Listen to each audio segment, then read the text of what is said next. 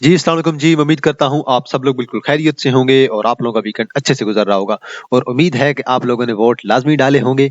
और देखें जी, करंटली हमारी जो मार्केट है, उसे चाहिए पॉजिटिव न्यूज़, उसे चाहिए स्टेबिलिटी, उसे चाहिए इकॉनमी में ग्रोथ, उसे चाहिए इन्फ्लेशन में कमी, उसे चाहिए इंटरेस्ट रेट में कमी।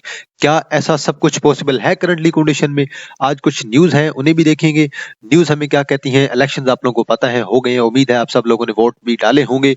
और कुछ न्यूज़ है इलेक्शन के लिहाज से, कुछ स्टेबिलिटी के लिहाज से, कुछ हमारे पास जो है वो पॉलिटिकल न्यूज़ है, किसकी गवर्नमेंट बनने जा रही है और सियासत में क्या हो रहा है, उसका मार्केट पे क्या इम्पैक्ट आएगा। और Pakistan international container terminal PICT के लिहाज से भी एक न्यूज़ आई है, उसे भी देखेंगे। बाकी इसके अलावा जो छोटी-मोटी न्यूज़ है, उन पे हम ज़रूर नज़र मारेंगे और देन अपना जो एक फाइनल नतीजा है वो निकालने की कोशिश करेंगे आज दोबारा कि भाई मार्केट में अब क्या करना चाहिए? क्या मार्केट के अंदर बाइंग करनी चाहिए कि नहीं? मार्केट को किस जगह पे देख रहा हूँ मैं खुद पर्सनली और मेरी राय क्या कहती है? मेरी राय जो है वो गलत भी हो सकती है। तो बेसिकली देखें, मार्केट को अच्छा परफॉर्म करने के लिए या बुरा परफॉर्म करने के लिए न्यूज़ की ज़रूरत होती है। मार्केट अच्छा परफॉर्म करेगी पॉजिटिव न्यूज़ के साथ, मार्केट डाउन जाएगी, मार्केट बेरिश होगी, मार्केट गिरेगी नेगेटिव न्यूज़ के साथ। तो ये चीज़ें लाज़मी आप लोगों ने ज़हन में रखनी है। देखें जी चार्ट को। चार्ट मैंने ओपन करी है, वीडियो आज ज़्यादा लंबी नहीं होगी, 8-10 मिनट की वीडियो बनाएँगे और सिंपल जो है वो फैक्ट्स पे बात करेंगे। मैं किसी पार्टी को सपोर्ट नहीं कर रहा करंटली, चाहे मैंने वोट जिसे भी दिया वो अलग बात है, लेकिन करंटली मैं जब आपके साथ डिस्कशन कर रहा हूँ, आपके लिए वीडियो बना रहा हूँ, तो देन मेरा मकसद क्या है, कुछ चीज़ें जो मुझे हकीकत की बेस पे लग रही हैं, फैक्ट्स की बेस पे हैं, वो चीज़ें मैं आप लोगों को बताऊँ।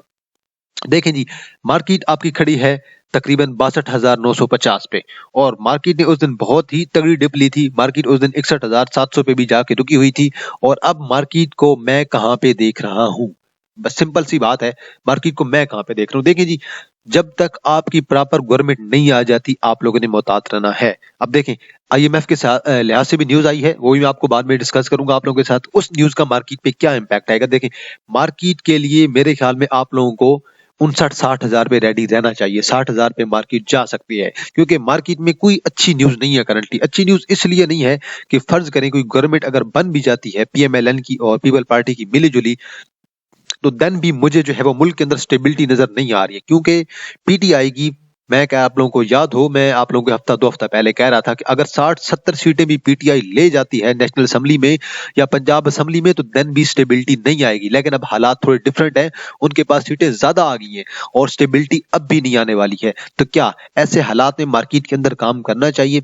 वो आप लोग पे डिपेंड करता है। देखें, इन्वेस्टमेंट का टाइम आप लोगों को ज़रूर मिलेगा, मार्केट डिप लेगी एक ना एक टाइम पे, आपको अच्छे-अच्छे शेयर स्पॉट पे मिलेंगे।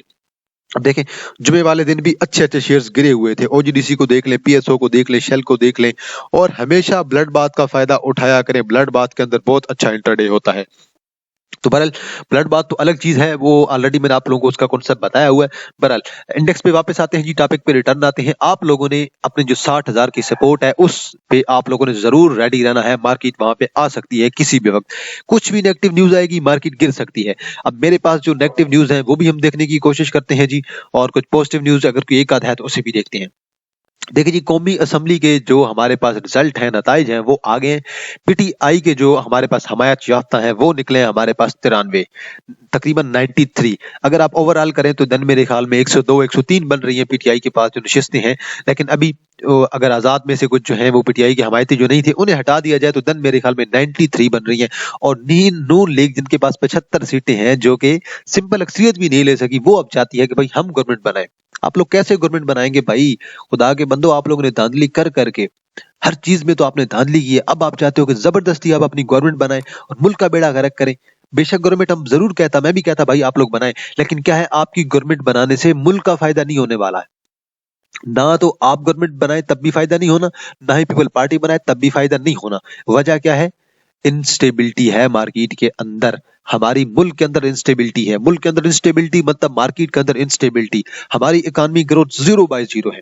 अभी भी ये जो जीती हैं 75 सीटें, इनमें से भी अगर ये दोबारा काउंटिंग की जाए और देन मेरे ख्याल में इनके पास जो है वो 25-30 सीटें से ज्यादा कुछ भी नहीं रहना पीएमएलएन के पास। और ये जो आप लोगों ने देख लिया होगा किस तरह इन्होंने जो है वो वोटिंग जो है वो अपने रिजल्ट बनवाए हैं। तो बहरहाल ये आप लोगों को भी पता है फॉर्म 47 इन्होंने कैसे किए हैं और क्या क्या इन्होंने जुगाड़ लगाया हुआ है। अटक के रिजल्ट मेरे सामने हैं। अटक की दोनों सीटों पे लीड थी पीटीआई को। और ये मैं पीटीआई का बिल्कुल नुमाइंदा होके नहीं कह रहा हूँ, मैं आपको एक सिंपल चीज बता रहा हूँ। चाहे 2018 में भी ऐसे ही हुआ था, मैं ये नहीं कहा 2018 में नहीं हुआ था, बिल्कुल 2018 में भी धांधली हुई थी, करप्शन हुई थी। और हनीफ अब्बासी हैं जी आपके पिंडी के, उनको उठा लिया गया था रातों रात, सुबह इलेक्शन रातों रात उन्हें उठा लिया गया। तो ऐसे ही अब भी हुआ है, अब भी देख ले। और मैं यकीन माने, मेरा मैं अपनी ही ईमानदारी से कह रहा हूँ, ये 75 सीटों में से 15-20 सीटें सिर्फ और सिर्फ पीएमएलएन की अपनी होंगी, शायद वो भी। इनके पास कुछ भी नहीं है, हर तरफ से हार रहे थे। अटक का रिजल्ट देख लें, अटक में मेजर ताहिर थे, उनकी बेटी थी ईमान वसीम, उनके साथ भी ऐसा हुआ है। क्या ऐसे काम करके, ऐसे जो है वो अवाम के मैंडेट पे डाका डाल के आप लोग जो है वो मुल्क चला पाएंगे? क्या मुल्क के अंदर स्टेबिलिटी आ जाएगी?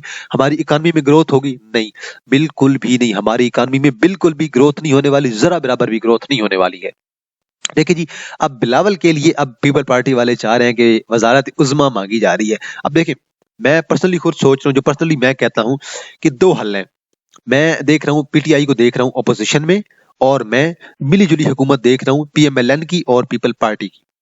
लेकिन अब एक और इशू इसके अंदर ये आ जाता है कि जो पीपल पार्टी पाकिस्तान है, ये पीपल पार्टी पार्लियामेंटेरियन है, वो क्या चाहते हैं? वो चाहते हैं कि हमें वजीर आजम की सीट दी जाए, या फिर वजीर आला पंजाब की सीट दी जाए। या तो प्राइम मिनिस्टर ऑफ पाकिस्तान की सीट मिले, या फिर सीएम ऑफ पंजाब की सीट मिले। तो मुझे तो नहीं लग रहा कि जो पीएम की सीट है वो देने वाले हैं, और मुझे ये भी नहीं लग रहा कि सीएम की वो सीट भी देने वाले हैं। क्योंकि देखें, मैं जो प्राइम मिनिस्टर की सीट है और सीएम की सीट है, मैं दोनों को, सीएम ऑफ पंजाब की सीट को तकरीबन एक जैसा समझता हूं। और मैं सीएम की सीट को कुछ हद तक ज्यादा समझूंगा पीएम की निस्बत, क्योंकि पंजाब में सीटें बहुत ज्यादा हैं, पंजाब का मेन रोल है। अब देखते हैं कि नून लीग को कुर्बानी कहाँ देनी पड़ेगी। कुर्बानी तो देनी पड़ेगी भाई, क्योंकि आप लोगों के पास अक्सरियत है नहीं। आप लोग जो जीते हैं सीटें, वो भी सबको पता है आप लोग कैसे जीते हैं। और आपके पास हालत ये है कि आप लोग अवाम के अंदर जाने के काबिल भी नहीं है। आप लोग जरा कहीं पब्लिक के अंदर चले जाए ना, खुली पब्लिक के अंदर, मैं देखता हूँ कैसे आप लोगों को टमाटर और डंडे और चप्पल नहीं पड़ते हैं। बहरहाल ये है कि इन्होंने इमरान खान को खुद ऊपर किया, उनके खिलाफ केसेस बना बना के उनकी खुद प्रोमोशन की है, उनकी खुद एडवर्टाइजमेंट किया, उनकी कंपेन चलाई है। उसे फलां केस में जी जेल हो गई है, फलां में सजा हो गई है, उसकी कंपेन आप लोगों ने खुद की है। और ये जो वोट पड़ा है, ये सिर्फ और सिर्फ एंटी पीएमएलएन पड़ा है, और एंटी एस्टेब्लिशमेंट पड़ा है, एंटी आर्मी पड़ा है, एंटी फौज का वोट पड़ा है सारा इन्हें। तो बहरहाल ये चीज इन्हें पहले सोचनी चाहिए थी कि कोई भी लाडला ऐसे मुल्क में आके ऐसे कहे कि भाई मुझे वजीर आजम बना दे, जैसे 2018 में इमरान खान को बनाया था, तो हुकूमत कितनी चली? नहीं चल पाई ना। हालांकि इमरान खान के पास तब भी अक्सरियत थी, तब भी वो नहीं चल पाया। तो अब इनके पास तो अक्सरियत भी नहीं है, ये कैसे चल पाएंगे? तो क्या इससे मुल्क के अंदर स्टेबिलिटी आ जाएगी? बिल्कुल भी नहीं आने वाली स्टेबिलिटी, ये चीज आप लाजमी रख लें। फॉरेन इन्वेस्टर मुकम्मल तौर पे कभी भी भरोसा नहीं करने वाले हैं। हाँ, अगर मियां साहब की गवर्नमेंट आएगी, चाहे शहबाज शरीफ आए, चाहे नवाज शरीफ आए, वजीर आजम बने, जो भी बने, इन दोनों के आने से एक इम्पैक्ट ये आएगा कि इन्वेस्टर्स आपके आएंगे, क्योंकि ये खुद बेसिकली इन्वेस्टर्स हैं। मियां मनशा खुद इन्वेस्टर है। मियां मनशा की जो कंपनीज हैं वो चमकेगी, वो दौड़ेगी, वो भागेगी। सीमेंट की उनकी कंपनी है, सारा कंस्ट्रक्शन का जो भी काम होगा उन्हीं से सीमेंट लिया जाएगा। आगे चलते हैं जी, और देखें एक जो नेगेटिव न्यूज है वो ये है कि शेर अफजल खान मरवत, मैं पूरा नाम ले लेता हूं जी, उन्होंने एक ट्वीट किया है। उस ट्वीट में ये देखें, ट्वीट उन्होंने लिखा है एक्स पे, और उन्होंने इसमें यहाँ पे लिखा है कि अब जो हमारे पास आखिरी हल रह गया है वो हमारे पास है डी चौक की तरफ लॉन्ग मार्च। और इस बार अगर ये डी चौक की तरफ जाते हैं तो मेरे ख्याल में ये बहुत ही खतरनाक साबित होगा। वजह क्या है? इनके साथ अब ज्यादा आवाम है, ज्यादा जनरेशन है, ज्यादा यूथ है। और इशू सिर्फ यूथ नहीं है, इशू सिर्फ अंडर 19 नहीं है, इस दफा इशू है वकील। वकील सारे साथ हैं। तो वकील का साथ होना सबसे बड़ा खतरा है। वकील जहां भी जाते हैं, वकील पे हाथ उठाना, वकील के खिलाफ कोई बात करना आसान काम नहीं है। मैं कहता हूं, अगर आप सोचें अफजल खान मरवत हो, और साथ में आपके पास जो खोसा साहब हैं वो हो, साथ में आपके बाबर आवान हो, ये आपके 3 तगड़े वकील हैं, और चौथा आपके पास राजा सलमान सफ्तर हो जो कि लाहौर से लड़ रहे थे, उन चौधरी से हारे हैं। ये 4-5 वकील जो हैं ये पावे के वकील हैं, पाए के, जैसे कहते हैं लाहौर का पावा, ये ऐसे पावे वकील हैं पाकिस्तान के। ये अगर जाएंगे तो इनके साथ कितने वकील जाएंगे, ये चीज आप लोग सोचें। तो देन मेरे ख्याल में ये एक बहुत ही खतरनाक चीज होगी मार्केट के लिए, अगर डी चौक की तरफ इन्होंने रुख किया तो। अभी तो सिर्फ ये जो है छोटा मोटा जो है वो एहतजाज कर रहे हैं, लेकिन अगर हालात खराब होंगे तो देन मेरे ख्याल में रेंजर के काबू में भी कुछ भी नहीं रहेगा। इसलिए बेहतर ये है कि करंटली खान को अगर थोड़ी बहुत ही खान को अगर ये आसानी खान के लिए पैदा करे, तो देन मेरे ख्याल में इनकी गवर्नमेंट के लिए आसानी हो सकती है।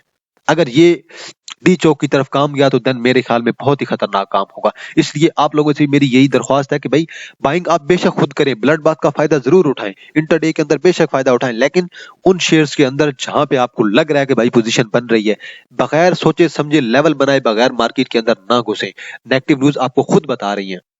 तो बहरहाल अभी भी मुझे लग रहा है जो करंट कंडीशन है 10 से 15 सीट्स ऐसी हैं करंटली भी जो कि दोबारा पीटीआई के हक में आ जाएंगी। अटक की 2 सीटें हैं, दोनों की दोनों पीटीआई के हक में आ जानी है। देन अभी जो सायरा बानो है जो कृषि साहब की बेटी है, उनकी सीट भी आ जानी है। और उस्मान डार की जो वालदा है जो मेरे ख्वाजा आसिफ के खिलाफ थी, वो प्रॉपर लीड के साथ जीत रही थी, वो भी सीट वापस आ जानी है। इसी तरह और काफी ज्यादा सीटें हैं। खुद यूसुफ रजा गिलानी की सीट को देख लें, 270-80 की वोट से वो जीते हैं, तो वो सीट भी दोबारा वापस आ जाएगी। ऐसी काफी ज्यादा सीटें हैं वो वापस आ जानी है पीटीआई के पास। तो देन क्या आप लोगों को लग रहा है अभी भी स्टेबिलिटी के चांसेस हैं मुल्क के अंदर? नहीं। अगर नून लीग मेरे ख्याल में गवर्नमेंट बना भी लेती है, मिली जुली पीपल पार्टी और सारे मिल के बना भी लेते हैं, एमकेएम को मिला लेंगे, तो कितने साल तक इनकी गवर्नमेंट चलेगी? मैक्सिमम मैं देख रहा हूँ 2 साल, 1.5 से 2 साल, 1.5 से 2 साल से ज्यादा कोई इनकी हुकूमत नहीं चलने वाली है। अब कैसे नहीं चलेगी? देखें, बजट लेके आना है, बिल लेके आना है, हर चीज असेंबली में लेके आएंगे, वहां से पास भी करवानी है। वहां से क्या क्या आपको लग रहा है कि पीटीआई के जिन बंदों ने तकरीबन 18 महीनों से, तकरीबन साल 1.5 साल से वो जेलों में हैं, जो वो जीते हुए हैं, वो आपके ख्याल में वो बिकेंगे? वो आपके ख्याल में आर्मी के कहने पे बिक जाएंगे? आपको लग रहा है क्या वो एस्टैब्लिशमेंट की बात मानेंगे और वो बजट जो है वो बिल पास करवा देंगे? नहीं, बिल्कुल भी ऐसे नहीं होने वाला है। केपीके सारा खान ने ले लिया है, केपीके पीटीआई ने इनसे खींच लिया है, बिल्कुल। जेयूआई को वहां पे ऐसी उन्होंने दी है ना रख के कान के नीचे, वो कुछ भी नहीं कर पा रहे हैं। भाई खुदा के बंदो, इतनी आप लोगों ने करप्शन की है, धान ली की, अभी भी आपके पास सीटें नहीं आई।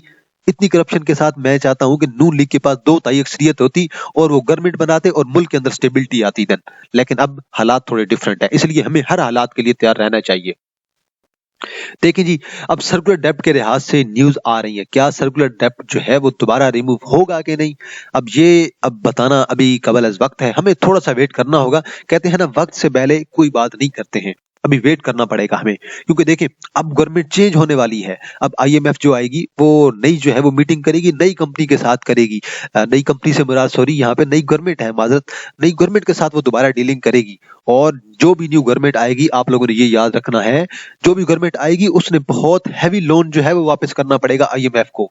और जो भी गवर्नमेंट आएगी उस पर पक्का प्रेशर पड़ेगा, इतना सख्त प्रेशर होगा कि उस प्रेशर आप लोगों को नजर आया होगा कि जो आपके काकड़ साहब हैं, वो जो लोन लेके गए हैं, वो अंधा लोन लेके गए हुए हैं, और अंधा लोन जो है वो नई गवर्नमेंट ने पे करना है। तो क्या इससे मुल्क में स्टेबिलिटी आएगी? नहीं, बिल्कुल भी स्टेबिलिटी नहीं आने वाली है साल 2 साल तक। लेकिन लॉन्ग टर्म के लिहाज से मार्केट आपकी अच्छा परफॉर्म करेगी। अगर पीएमएल आती है, जैसे कैसे करके वो अगर आ जाती है, मार्केट में इन हो जाती है, अपनी जो है वो गवर्नमेंट बना लेती है, फॉरेन इन्वेस्टर्स को ले आएगा नवाज शरीफ, मियां शहबाज शरीफ ले आएगा। वजह क्या है? उनके तल्लुकात हैं, वो जानते हैं भाई किसी से कैसे काम करवाना है, उन्हें पता है कि भाई किसको कैसे प्रॉफिट देना है, किसको कहां से नुकसान देना है, और खुद कैसे पैसा कमाना है, खुद कैसे लूटना है। उन्हें हर तरीका पता है, क्योंकि वो एक्सपर्ट हैं, वो गेम के अंदर रह चुके हैं, वो सिस्टम का हिस्सा हैं। बात यही है कि खान साहब को ये चीजें समझ नहीं आई कि भाई हमने काम कैसे करना है, हम लोगों ने कैसे लूटना है, प्रॉपर जो है वो काम कैसे करना है, काम कैसे निकलवाने हैं, लूटना कैसे है, पैसा कैसे बचाना है, महंगाई जो है उसे कम कैसे कंट्रोल करना है। तो बहरहाल ये चीजें खान साहब को बिल्कुल भी नहीं पता थी, इसी वजह से उन्होंने मार खाई है। इसी वजह से मुल्क के अंदर स्टेबिलिटी लाने में खान साहब भी नाकाम रहे हैं, और 1.5-2 साल के अंदर ही आवाम जो है वो खान साहब से तंग आ गई थी महंगाई की वजह से। देन उसके बाद हमारे पास काकड़ मियां नवाज शहबाज शरीफ साहब आए, उन्होंने भी तबाही मचा दी, क्योंकि उनके पास भी एक बड़ी सीट का एक्सपीरियंस नहीं था। और देन उसके बाद काकड़ साहब ने तो मेरे ख्याल में मुल्क का बेड़ा गर्क करके रख दिया है, और अब मजीद भी हालात थोड़े खराब हो रहे हैं। इसलिए देखिए, जब तक गवर्नमेंट नहीं आती तब तक मैं ये नहीं कह सकता कि भाई, ना ही आप लोग कह सकते हैं कि भाई हमारी मार्केट में क्या होने वाला है। आप लोगों ने वेट करना है गवर्नमेंट के बनने तक। आजाद बंदे जब तक मुकम्मल तौर पे शमूलियत का ऐलान नहीं कर देते, आप लोगों ने एहतियात से काम लेना है। तो सर्कुलर डेप्ट की जो न्यूज है वो आहिस्ता आहिस्ता जो है वो मार्केट के अंदर आ रही है। अब न्यू गवर्नमेंट के साथ डीलिंग होगी, और देन हमारे जो फॉरेक्स रिजर्व्स हैं वो दोबारा डिक्रीज हो गए हैं, 165 मिलियन पे चले गए हैं जी। बहरहाल ये 1-2 दिन पहले की न्यूज है, और सर्कुलर डेप्ट के बारे में ऑलरेडी आपको बता दिया, बहुत ज्यादा न्यूज चल रही है। अब क्या हमारी इकानमी जो है वो अच्छी हो जाएगी? इलेक्शन तो हो गए हैं, 14-15 सीटें हैं जिन पे तनाजा चल रहा है, वो भी हल हो जाएगा, और उनमें से मोस्टली मुझे लग रहा है पीटीआई के हक में फैसला हो जाएगा, क्योंकि पीटीआई वालों के पास, आजाद लोगों के पास जो है वो फॉर्म 45 मौजूद है। और आप लोगों को सबको पता है कि फैसले कैसे हुए हैं। बहरहाल ये हिस्ट्री में पहली बार नहीं हुआ है, ये 2018 में भी ऐसे हुआ था और इससे पहले भी ऐसे ही होता है हुआ है। तो हमेशा याद रखें कि जो गेम का हिस्सा है मेन बंदा वो कौन है, आपकी एस्टेब्लिशमेंट है। एस्टेब्लिशमेंट सिर्फ गेम कर रही है और बाकी वो कंट्रोल करे। एस्टेब्लिशमेंट अगर नून लीग को सारी सीटें दे देती, मेजोरिटी दे देती, तो देन मेरे ख्याल में कल अगर आर्मी के खिलाफ कोई अगर कानून आ जाता तो आर्मी कुछ भी नहीं कर पाती। इसलिए आपकी MQM की इस दफा आपकी नेशनल असेंबली में 17 सीटें हैं। इससे बड़ा मजाक आप लोगों के साथ क्या हो सकता है आपके मुल्क में। जिस पार्टी का कोई नामो निशान नहीं है उसे जबरदस्ती 17 सीटें पकड़ा दी गई हैं, क्योंकि भाई वो आर्मी का एस्टेब्लिशमेंट का हिस्सा है। और देन इन फ्यूचर मैं देख रहा हूं कि जो हमारे पास TLP है, तरीके लब्बैक पाकिस्तान, वो भी पंजाब के अंदर इन हो जाएगी। इस दफा उन्हें पंजाब में 1 सीट मिली है और मुझे लग रहा है अगली बार जब भी इलेक्शन होंगे उनकी 5 से 10 सीटें हो जाएंगी। आप लोग देख लेना और ये वक्त याद रखें। TLP को भी ऐसे ही आर्मी वाले यूज करेंगे, ऐसे ही एस्टेब्लिशमेंट वाले यूज करेंगे। तो बहरहाल मैं एंटी एस्टेब्लिशमेंट बात नहीं कर रहा हूं, मैं सिर्फ वो बात कर रहा हूं जो हकीकत है और हर बंदे को ये हकीकत पता होनी चाहिए। लेकिन कोई बंदा इस हकीकत पे बात करता है, कोई बंदा इस हकीकत पे बात नहीं करता। क्योंकि कुछ लोग, आप लोग मुझे कह रहे थे व्हाट्सएप पे भी, अपना पॉइंट ऑफ व्यू क्लियर करके बताएं, आप क्या चाह रहे हैं, आप क्या बताना क्या चाह रहे हैं, आप मार्केट को क्या देखना चाह रहे हैं। मैंने आपको बता दिया है मुल्क में कौन खेल रहा है और कौन इस गेम का हिस्सा है और किसको जलील किया जा रहा है, किस पे केसेस चलाए जा रहे हैं। केसेस ये नहीं कि सारे झूठे हैं, केसेस कुछ हैं सच्चे भी, कुछ ना कुछ। देखिए हर बंदे के अंदर कुछ ना कुछ खामी होती है, तो ये नहीं कि खान साहब बड़े सुथरे हैं, खान साहब के अंदर कुछ ना कुछ गलतियां उन्होंने की हैं, बहुत तगड़ी गलतियां की हैं, ऐसी बात नहीं है। लेकिन ये बिल्कुल जमहूरियत नहीं है। जमहूरियत से आपकी मुल्क के अंदर जो है वो तरक्की आती है, आपके मुल्क के अंदर स्टेबिलिटी आती है, हर चीज कंट्रोल हो जाती है, आपकी इकानमी जो है वो अच्छी ग्रोथ करती है। लेकिन ऐसा हमारे मुल्क के अंदर कुछ भी नहीं हुआ। ये सिर्फ इस इलेक्शन की बात नहीं है, 2024 की बात नहीं है, इससे पहले भी हिस्ट्री में हमारे साथ ऐसा ही हुआ है। बहरहाल मेरी आप लोग को यही राय है कि आप लोग थोड़ा एहतियात करें और जो आपके पास अच्छे शेयर हैं, OGDC होगा, PPL होगा, उनके अंदर बेशक एंट्री लें, लेकिन स्टॉप लॉस के साथ अपने प्रॉपर बाइंग जो है वो बनाएं, रीजन बनाएं, अपने बाइंग प्राइसेस बनाए, बाइंग लेवल बनाए। भाई इस लेवल पे मैंने बाय करना है, यहाँ पे सेल करना है। बगैर मार्केट के अंदर अपने एनालिसिस के बाइंग ना करें खुदारा। ये मेरी आप लोगों को राय है, अच्छी राय है। इसमें जो मुझे बेहतर लगा मैंने आपको बता दिया, बाकी आप लोग अपना एनालिसिस खुद से कर सकते हैं। OGDC है, PPL है, PSO है, शेल है, बैंकिंग सेक्टर है, बहुत अच्छे अच्छे शेयर्स हैं, आप उन पे नजर रख सकते हैं। एंग्रो वाले शेयर्स बहुत तगड़े हैं, EPCL है, एफर्ट है, इन सारे शेयर्स पे नजर रखें और मार्केट के अंदर जो अपनी पोजीशन बनाई रखें बेशक, लेकिन आहिस्ता आहिस्ता पोजीशन बनाएं। स्टॉप लॉस का यूज लाजमी करें। देखिए स्टॉप लॉस आपको एक लॉस से बचाता है। एक बंदा फर्ज करें अगर मर रहा है, अगर उसकी बीमारी है और वो बीमारी फैल रही है, हम लोग बाकी लोगों को वहां से शिफ्ट करते हैं, कहते हैं भाई इन्हें हटाओ यहाँ से, ऐसे ना हो कि इन्हें भी बीमारी लग जाए। या फिर हम जो होते हैं, हमारे पास बीमार बंदा होता है, उसे वहां से हटा देते हैं। तो यहाँ भी ऐसे ही सीन है। अगर स्टॉप लॉस आप लोग हिट नहीं करेंगे, आपका लॉस बढ़ता जाएगा बढ़ता जाएगा। करंटली इंटरडे हो रहा है मार्केट के अंदर बेशक, और इंटरडे बेशक आप लोग देख लें और आपको डेली पे नजर आ जाएगा कि करंटली बहुत ज्यादा इंटरडे हो रहा है और इंटरडे की वजह से हमारी मार्केट जो है वो चल रही है अभी तक भी। लेकिन फॉरेन इन्वेस्टर्स कुछ नहीं कुछ बाइंग की है बेशक, मैं FIPLIP देख रहा था।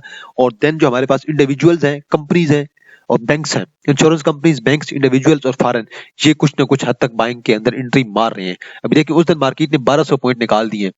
अब आप देखें OGDC आपका 6 रुपए डाउन है, PPL आपका 5 रुपए डाउन है, PRL आपका 1 रुपया डाउन है, WTL को देख लें डाउन है, PIA आपका देख लें तकरीबन 60 पैसे डाउन है, स्कोल आपका देख लें 50 पैसे डाउन है, फौजी सीमेंट को देख लें तकरीबन 60 पैसे डाउन है, पाक इलेक्ट्रॉन आपका तकरीबन 1.17 पैसे डाउन है, पिप्टल आपका डाउन है, के इलेक्ट्रिक आपका डाउन है।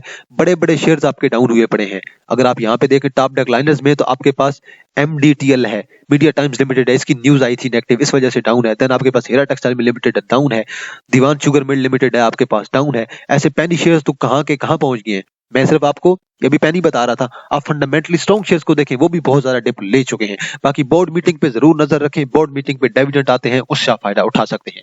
तो आज के लिए इतना है जी। बाकी जहां पे आप लोग मेरी राय पे आप लोग जो है वो इत्तेफाक नहीं करते हैं, आप लोग कमेंट में जरूर जो है वो मेरे खिलाफ जो है वो आप बात कर सकते हैं, कोई बात नहीं। आपको जो है वो अपनी राय का हक है, तंज करना है, कमेंट करना है, जो कुछ करना है, लेकिन वीडियो को लाजमी जरूर लाइक किया करें। वीडियो में आप लोगों के लिए बनाता हूं और मुझे जो लगता है मैं अपनी बेस पे बनाता हूं, मैं किसी की साइड नहीं लेना चाह रहा, ना मैं किसी की साइड लेके वीडियो बनाता हूं। तो आज के लिए इतना ही जी। इंशाल्लाह आप लोगों के साथ दोबारा मुलाकात होगी एक नई वीडियो के साथ। तब तक आप लोग अपना ख्याल रखिएगा। अल्लाह हाफिज।